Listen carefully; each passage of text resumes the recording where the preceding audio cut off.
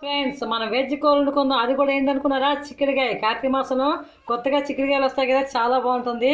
చిక్కుడుకాయని మళ్ళీ ప్లస్ టమాటాలు వండుకుందాం. మనం చిక్కుడుకాయ టమాటా కూర వండుకుందాం. చూస్తున్నాం కదా ఎంత చాలా బాగుంటుంది.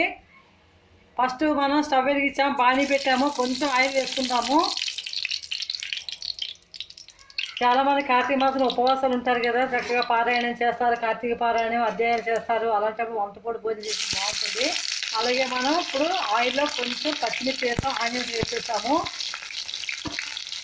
కార్తీక మాసంలో వచ్చే చిక్కుడుకాయ వండుకొని చాలా టేస్టీగా ఉంటుంది. ఎందుకంటే కొత్తగా వస్తాయి చిక్కుడుకాయలు, వెరీ టేస్టీగా కూడా ఉంటాయి. మనకి ఇవి నూనెలో వేగుతూ ఉంటాయి.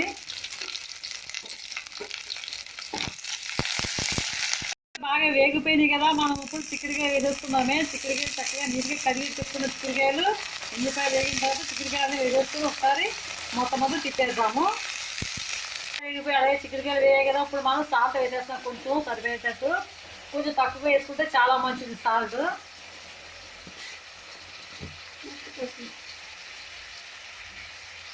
నెక్స్ట్ పసుపు కూడా వేసుకుందాం మనం.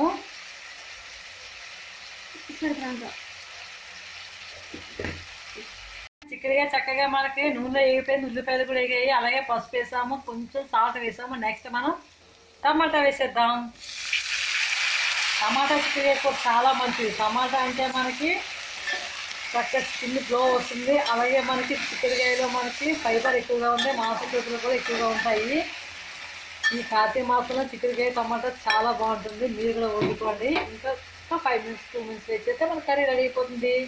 దగ్గరగా ఉంది కదా, కొంచెం అల్లం వెల్లుల్లి పేస్ట్ వేస్తాము. మగ్గాలి. వేసిన తర్వాత కొంచెం కలిపేసి మగ్గాలా. దించే ముందు కారం. చూస్తున్నాగా ఫ్రెండ్స్, కూర దగ్గరగా అయిపోయింది. లాస్ట్లో చివరిలో మనం కొంచెం లైట్గా కారం యాడ్ చేద్దాం. రెడ్ చిల్లీ వేసేస్తున్నాం మనం. రెడ్ చిల్లీ వేసి కొంచెం కూరని కలిపేస్తే మనకి చిక్కుడుకాయ టమాటా కూర రెడీ అయిపోయింది. కావాలి అనుకుంటే కొంతమంది వాటర్ వేసుకుంటారు, లేదంటే కొత్తిమీర కూడా యాడ్ చేసుకోవచ్చు, కరివేపాకు వేసుకోవచ్చు.